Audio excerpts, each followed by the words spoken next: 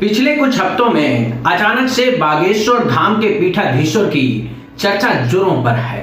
धर्म के नाम पर, भूत प्रेत झाड़ने के नाम पर, हिंदुत्व के नाम पर और सनातन के अपमान पर चुनौती देने वाला बागेश्वर बाबा। तुम्हें शपथ है जो सनातन का विरोध करे, चाहे वो नेता हो या अभिनेता हो। देखो, तुमने एक अभिनेता की फिल्म करी थी, बाइकॉट से सारो जो है कलावा बांधन लगो, तिलक लगाऊं लगो। अब आप कहेंगे कि क्या खासियत है इस बाबा की? तो कहा जा रहा है कि दैवी शक्तियों के दम पर लोगों की समस्याओं को बाबा पहचान लेता है और फिर उनकी समस्याओं का दैवी चमत्कार से निराकरण करता है। वैसे इस चर्चा को कौन नहीं जानता कि भारत में निगेटिव एनर्जी से छुटकारा दिलाने के नाम पर बहुत से धर्मों के लोग अलग अलग विधाओं में महारत हासिल किए हुए हैं। लेकिन सवाल ये है कि सिर्फ बागेश्वर बाबा की चर्चा क्यों हो रही है? क्या तुम्हारे भाई का नाम राघवेंद्र तिवारी है? जी गुरुजी, एक पत्रकार होने के नाते मैं ये कह रहा हूं, आचार्य धीरेन्द्र शास्त्री की जय। इस चमत्कार ने पाखंडी बाबा को टीवी चैनलों का हीरो बना दिया। लेकिन सवाल यह है कि क्या आप इसके पीछे का सच जानते हैं? क्या सच में ये बागेश्वर बाबा का चमत्कार था, या फिर आप लोगों को मूर्ख बनाने का गोरख धंधा ही उसका चमत्कार है? क्योंकि जो बात ज्ञानेंद्र तिवारी को धीरेन्द्र शास्त्री ने खुले मंच से एबीपी के दरबार में बताई कि तुम्हारे चाचा का नाम भी रघुनाथ तिवारी है, तुम्हारी भतीजी का नाम अभिषी है और तुम्हारे भाई ने नया घर बनाया है, ये तीनों जानकारियां ज्ञानेंद्र तिवारी के फेसबुक प्रोफाइल पर पहले से उपलब्ध थी। इन तीनों बातों को बाबा की टीम ने खंगाला और ज्ञानेंद्र तिवारी के बहाने जनता को फिर से दैवी शक्ति के नाम पर अपने गोरख धंधे के माया जाल में फंसाया। क्योंकि ये सब कुछ देखकर लोग अचंभित रह गए थे, जबकि उसके बाद का सच ये है। क्या तुम्हारे भाई ने अभी मकान बनवाया है? जी, गृह प्रवेश किया है 2 दिन क्या पहले। तुम्हारी भतीजी का नाम अभिषी है? इसी चमत्कार के लिए रोकी गांधी ने लिखा कि बागेश्वर वाले बाबा जैसा पाखंड ईसाई मिशनरियों के पास्टर और झाड़ फूंक करने वाले मौलवी भी करते हैं। लेकिन आप सिर्फ हमारे बाबा के पीछे क्यों पड़े हो?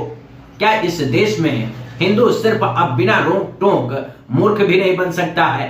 इस देश ने न जाने कितने बौद्धिक विचारों को जन्म दिया है, लेकिन किसी ने धर्म की पाठशाला का पाखंडी पाठ नहीं पढ़ाया। उन्होंने कभी नहीं कहा कि उनको धर्म शास्त्र से कोई कामयाबी मिली है, इसीलिए कोई संविधान निर्माता बन गया, कोई एपीजे अब्दुल कलाम बन गया, तो कोई गांधी बन गया, तो कोई नेहरू के विजनरी विरासत की पाठशाला में पढ़कर दुनिया में राज करने लगा। वैसे संविधान सबको अपने विवेक, बुद्धि, सोचने विचारने की आजादी देता है। इस अधिकार से बाबा साहब ने सबको परिचित कराया है। फिर भी अगर किसी को मूर्ख ही बनना है तो उसका क्या किया जा सकता है? दृष्टि कोचिंग के संस्थापक विकास दिव्य कीर्ति, जिनके पढ़ाए बच्चे आईएएस, आईपीएस और न जाने छोटी बड़ी नौकरियों में कहां कहां बैठे हैं, वो कहते हैं कि सबसे ज्यादा नुकसान अगर किसी ने किया है तो धर्म ने भारत को सबसे ज्यादा बिगाड़ा है। गरीब आदमी का सबसे बड़ा शोषण करता है धर्म। धर्म ने ना इतना बिगाड़ा है भारत, मतलब मानव सभ्यता का इतना नुकसान किया है। सारे पंडों, पुजारियों, पुरोहितों ने झूठ बोल बोल के समाज को सिखा दिया कि देखो मोक्ष मिल जाए सबसे बढ़िया। मोक्ष का मतलब जन्म मरण चक्र से मुक्त हो जाना, आत्मा अपने आत्मा रूप में स्थायी। और उस मूर्ख को पता कुछ नहीं होगा जो मुंह में बोल दिया होगा। उस विकास दिव्य कीर्ति उन लोगों को मूर्ख कह रहे हैं जिन पर आप विश्वास करते हैं, क्योंकि वो लोग जानते हैं कि इससे बढ़िया बिजनेस मॉडल कोई और नहीं हो सकता, इससे बढ़िया लूटने का कोई और रास्ता नहीं हो सकता। ये बड़ा सही बिजनेस मॉडल है जिसमें 100% आरक्षण एक जाति के हाथ में है कि अगर पंडित के हाथ से तर्पण नहीं करवाया, पिंडदान नहीं करवाया तो प्रेत बनोगे, प्रेत। सोचिए, ये लोग आपकी भावनाओं के साथ खेलते हैं। पहले आपको डराते हैं, फिर उसका इलाज बताते हैं, धर्म के नाम पर लोगों को बांटते हैं और किसी एक पार्टी के लिए अभियान चलाते हैं। इससे पहले राम रहीम, आशाराम बापू, निर्मल बाबा और न जाने कितने बाबा के रहस्यमय दिव्य लोक का खौफनाक चरित्र दुनिया के सामने आ चुका है। वैसे हम बात कर रहे थे बागेश्वर बाबा की। बागेश्वर धाम के पीठाधीश्वर के इस चेहरे की असली पहचान कुछ और है। अब आप सोच रहे होंगे कि इसका मतलब क्या है। जो बागेश्वर धाम का पुजारी है वो बताता तो खुद को धीरेन्द्र कृष्ण शास्त्री है, जबकि जागरण की रिपोर्ट के मुताबिक असली नाम धीरेन्द्र कृष्ण गर्ग है। ये इस फर्जीवाड़े से चर्चा में नहीं आया, बल्कि धीरेन्द्र कृष्ण शास्त्री के भड़काऊ बयानों ने उसको मीडिया की सुर्खियों में लाने में मदद की। कुछ कलमोहे ऐसे भी हैं जो चादर चढ़ाने जाते हैं। हम किसी धर्म के विरोधी नहीं है, पर अपने धर्म के कट्टर है, ये हमारा सौभाग्य है। ये तो धीरेन्द्र कृष्ण शास्त्री के लिए आम बात है। इसका असली खूंखार चेहरा तो इस मासूम चेहरे के पीछे छिपा है। पिछले साल की बात है, 12 अप्रैल 2022 को मध्य प्रदेश के सागर में एक कथा बांचने का न्योता मिला, जिसमें इस पाखंडी बाबा को बुलाया गया, जहां इसने कहा कि सब हिंदू एक हो जाओ और पत्थर फेंकने वालों के घरों पर बुलडोजर चलवाओ। निवेदन है सब हिंदू एक हो जाओ और पत्थर मारने वालों के घर पर बुलडोजर चलवाओ। सोचिए, 26 साल का लड़का जिसकी उम्र मुझसे भी कम है, वो धर्म के नाम पर हिंदू मुसलमान से नफरत करना सिखा रहा है। वो एक ऐसी जमात तैयार कर रहा है जो कट्टर पंथ की राह पर चलने में भी गुरेज नहीं करेगी। इसका लाइव डेमो तो बाबा धीरेन्द्र शास्त्री का चेला ज्ञानेंद्र तिवारी ने दुनिया को दिखाया भी है। अगर वो करेंगे 300 तो हम सब आए नहीं कर रहा है, कोई नहीं कर रहा है। इससे पहले जो बयान आपने सुना था उसमें कहता है कि पत्थर फेंकने वालों के घरों पर बुलडोजर चला दो, और फिर इसने कहा कि सब अपने हाथों में हथियार उठा लो। तो सवाल है कि जब लोग हथियार उठा लेंगे तो फिर कानून व्यवस्था संभालने वाली पुलिस क्या करेगी? क्या वो भी बाबा के मठ में जाकर घंटा बजाएगी? तब देश में अराजक तत्वों से कौन निपटेगा, और फिर आपकी सुरक्षा का क्या होगा? कायरो जग जाओ, अब सब हिंदू अपने हाथ में हथियार उठा लो और कह दो हम सब हिंदू एक हैं। क्या ये नफरती बयान नहीं था? क्या ये सुरक्षा को चुनौती देने वाला कट्टरपंथी भड़काऊ भाषण नहीं था? तो फिर अब तक पुलिस क्या कर रही है? आपने असदुद्दीन ओवैसी का नाम तो सुना होगा। उनके भाई अकबरुद्दीन ओवैसी ने एक जनसभा को संबोधित करते हुए कहा था कि 15 मिनट के लिए पुलिस हटाकर देखो, देख लेंगे किसमें कितना दम है। इस भड़काऊ बयान पर अकबरुद्दीन ओवैसी के खिलाफ आईपीसी की धारा 153, 153 बी, 506 के तहत करीम नगर में एफआईआर दर्ज हुई थी, जिसमें अकबरुद्दीन ओवैसी को जेल भी जाना पड़ा था, जो सही भी था। लेकिन धीरेन्द्र कृष्ण शास्त्री जो लोगों से हथियार उठाने की बात करता है, जो लोगों को हिंसा के लिए उकसाता है, उसके खिलाफ कार्रवाई नहीं की गई। वो यही नहीं रुकता, वो आगे भी कहता है कि मैं बाबा नहीं ढाबा हूं, ऐसी गलती बार बार करूंगा। अब उन्हें पता ही नहीं कि हम बाबा हैं ही नहीं, हम तो ढाबा हैं। हम ऑल लाइफ ऐसी गलती करते रहेंगे, तुम्हारी ठठरी। सोचिए, ये एक पुलिस प्रशासन उस समाज के लोगों को चुनौती दे रहा है जो कानून व्यवस्था के पक्षधर है। वो कह रहा है कि चाहे जो कर लो, मैं मारने, काटने, बांटने की बात करता रहूंगा। वैसे ये सनातन के नाम पर लोगों को अक्सर बांटता है। कहता है कि हिंदू एक हो जाओ, सनातन के खिलाफ बोलने वालों को करारा जवाब देना होगा, वो चाहे जो हो। सनातनियों, अब वक्त आ गया है एक होने का। जिनको ये बाबा सनातनी बताता है और एक हो जाने की शपथ दिलाता है, उन्हें सनातनी लोगों में शामिल और जातियों में बटे समाज से पंडित धीरेन्द्र कृष्ण शास्त्री नफरत करता है। एक कार्यक्रम के दौरान एक भक्त उनके दरबार में जाता है। बाबा के सामने एबीपी के पत्रकार ज्ञानेंद्र तिवारी जैसे झुककर पैर खरपोटने की कोशिश करता है, लेकिन उसको अछूत बताकर बाबा धुतकार देता है। ये आइए, बस बस बस, छूना नहीं है, मैं अछूत आदमी है, ना छू। वैसे तो धीरेन्द्र कृष्ण शास्त्री खुद को बागेश्वर बाबा का भक्त बताता है। वो दैवी शक्तियों की चमत्कार से लोगों के भूत, भविष्य और वर्तमान सब जान लेने का दावा करता है। लेकिन विवाद तब हो गया जब श्याम मानव बाबा के दैवी शक्तियों के बीच आ गया। वो महाराष्ट्र अंधश्रद्धा निर्मूलन समिति के नेशनल कन्वेनर है। ये एक संस्था है जो 1980 में नरेंद्र दाभोलकर ने बनाया था। इसका मकसद था कि लोगों को अंधविश्वास जैसे मानसिक बीमारियों के प्रति जागरूक किया जा सके। लेकिन 20 अगस्त 2013 में नरेंद्र दाभोलकर की कट्टरपंथी लोगों ने गोली मारकर हत्या कर दी। इसके बाद उनके काम को श्याम मानव संभालते हैं। ये तब से जुड़े हैं जब से इस संस्था को धरातल में लाया गया। ये खुद को सनातनी हिंदू कहते हैं, ठीक उसी तरह से जैसे गांधी जी स्वामी विवेकानंद खुद को सनातनी हिंदू मानते थे। मैं अपने आप को हिंदू कहता हूँ, सनातनी हिंदू कहता हूँ। ये कहते हैं कि ये किसी धर्म के खिलाफ नहीं है, बल्कि ये उस लूट के खिलाफ है जो धर्म के नाम पर हो रही है। कि हम धर्म के खिलाफ नहीं, हम भगवान के खिलाफ नहीं, धर्म और भगवान के नाम पर जो ठगी होती है उसके खिलाफ हम काम कर रहे हैं। वैसे ये विवाद तब शुरू हुआ जब बाबा धीरेन्द्र शास्त्री नागपुर में एक राम कथा करने के लिए पहुंचे थे। इसकी जानकारी श्याम मानव को लगी तो उन्होंने स्वागत किया, लेकिन जब उनको इनके बारे में पता चला तो उन्होंने अपनी टीम को बाबा के दिव्य दरबार के सच की पड़ताल करने में लगा दिया।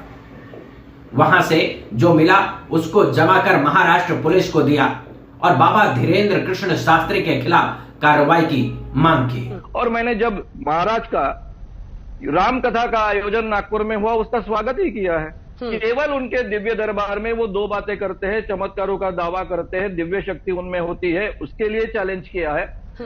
इस पूरे विवाद के बाद नागपुर पुलिस जांच करती है और बाबा धीरेन्द्र कृष्ण शास्त्री को क्लीन चिट मिल जाती है। पुलिस दावा करती है कि बाबा के वीडियो में ऐसा कुछ नहीं मिलता जो कानून का उल्लंघन है, लेकिन श्याम मानव पुलिस में शिकायत करने के साथ धीरेन्द्र शास्त्री के चमत्कार को चुनौती भी देते हैं। वो कहते हैं कि हम 10 लोगों को एक कमरे में बंद करेंगे, उनका नाम, पता, पिता का नाम और वो क्या करते हैं, इस तरह की जानकारी बाबा को बतानी होगी। और दूसरा चैलेंज ये है कि बगल के कमरे में रखी 10 चीजों के बारे में बताइए। इस परीक्षा में पास करने पर श्याम मानव बाबा धीरेन्द्र शास्त्री को 30 लाख रुपए देने की पेशकश करते हैं। इस चैलेंज के बाद बाबा धीरेन्द्र शास्त्री नागपुर छोड़कर चला जाता है। मन में भ्रम फैला दिया कि हमने चुनौती दी तो भाग गए। हम उनको कहेंगे कि हमने तुम्हें रायपुर की चुनौती दी थी, अगर आ गए हो तो सामने आ जाओ, ठटरी मार देंगे। पूरी कंट्रोवर्सी के बाद धीरेन्द्र शास्त्री खुद को हनुमान भक्त बताता है। वो दिव्य लोक की कथा सुनाता है और दैवी चमत्कार दिखाकर लोगों को विश्वास दिलाने की कोशिश करता है। फिर भी धीरेन्द्र शास्त्री कहता है कि वो माइंड रीडर नहीं है, वो बस चमत्कार है। वो दैवी शक्ति के दम पर भूत, भविष्य और वर्तमान सब जान लेता है। तो फिर श्याम मानव के सामने जाने से क्यों डरता है? क्या फर्क पड़ता है कि वो नागपुर में रहे या फिर रायपुर में रहे या फिर अपने बागेश्वर धाम में रहे? चलो ठीक है कि श्याम मानव उनके दरबार में नहीं आना चाहते, लेकिन दिलीप मंडल ने बाबा बागेश्वर को चुनौती दी है। उन्होंने कहा है कि मैं बागेश्वर के बाबा को शास्त्रार्थ के लिए चुनौती देता हूं। ये शास्त्रार्थ लाइव होगा। बाबा चाहे तो छतरपुर भी आ जाऊंगा। उम्मीद की है कि आसपास एयरपोर्ट होगा। शर्त है कि बाबा नहा कर आएगा। 12 घंटे पहले से शराब, सिगरेट, गांजा का सेवन नहीं करेगा। तमंचा लेकर नहीं आएगा, वरना मैं लाइसेंसी लाऊंगा। आगे लिखते हैं कि जो शास्त्रार्थ से डर गया वो मर गया। वैसे बागेश्वर धाम के पीठाधीश्वर कहते हैं कि वो खुद नहीं बोलते, बालाजी की कृपा है। जो बुलवाते हैं वो बोलते हैं। तब तो धीरेन्द्र शास्त्री के लिए शास्त्रार्थ करना और आसान होगा। दिलीप मंडल की चुनौती स्वीकार कर लेनी चाहिए और उनको धर्म के अखाड़े पर शास्त्रार्थ के लिए बुलाना चाहिए ताकि दुनिया देख सके, क्योंकि दिलीप मंडल के पास तो कोई दैवी शक्ति नहीं है और धीरेन्द्र शास्त्री के पास बालाजी की कृपा है।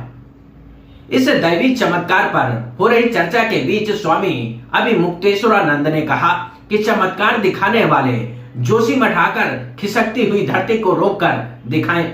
अगर ऐसा कोई चमत्कारी व्यक्ति है तो धर्मांतरण रोक दे, लोगों की आत्महत्या रोक दे, लोगों के घरों में झगड़े हो रहे हैं, देश और दुनिया में फसाद हो रहे हैं, उसको रोक दे। ऐसा कुछ करके दिखाए जिससे राष्ट्र का भला हो जाए। चमत्कार दिखाने वाले हम उनको फूल बिछाएंगे कि आओ और ये जो मकान में दरार आ गई है, हमारे मठ में आ गई है, उसको जोड़ दो। जब ये लोगों का भूत, भविष्य और वर्तमान सब जानते हैं तो क्यों नहीं इनको देश की खुफिया एजेंसी में शामिल कर लेना चाहिए। इससे भारत के खिलाफ होने वाली विदेशी साजिशों का पता भी चल जाएगा। आए दिन सरकार को ये नहीं कहना पड़ेगा कि विदेशी शक्तियां भारत के खिलाफ साजिश रच रही हैं, क्योंकि तब भारत और सतर्क रहेगा। क्यों ना आपराधिक घटनाओं में बंद बेकसूर लोगों को छुड़ाने के लिए इनकी शक्तियों का इस्तेमाल करना चाहिए। क्यों नहीं हत्या जैसे जुर्म में सालों साल सबूत और गवाहों के बीच झूलती न्याय की उम्मीद से लोगों को छुटकारा दिलाना चाहिए। बाबा जब दूसरों के बारे में सब जानता है तो अपने भाई के बारे में क्यों नहीं जानता कि उसने कौन सा जुर्म किया। वो कह रहा है कि हमारे संज्ञान में मामला आया है। अभी सोशल मीडिया के द्वारा शालिग्राम जी का एक विषय हमारे संज्ञान में आया है। देखो, हम गलत के साथ नहीं है। कानून निष्पक्षता और पारदर्शिता की गहराई से इसकी जांच करें। दिलीप मंडल पूछ रहे हैं कि भाई की पर्ची क्यों नहीं निकाली? अगर पता था कि गलत करने जा रहा है तो रोका क्यों नहीं? क्या आपको पता था कि मुकदमा होगा? आपने उसे शिक्षा यानी कि ताड़ना क्यों नहीं दी? क्या आपको पता है कि भाई अब अरेस्ट होने वाला है? नहीं पता तो किस बात के बाबा? वैसे माइंड रीडिंग का काम अब बहुत से लोग करते हैं। वो लोगों की मनोदशा को पढ़ते हैं जिनके बारे में वो लोग नहीं जानते, कुछ ऐसी ही बात करते हैं। आप एंकर बनना चाहते थे, आपके घर में किसी को तकलीफ है?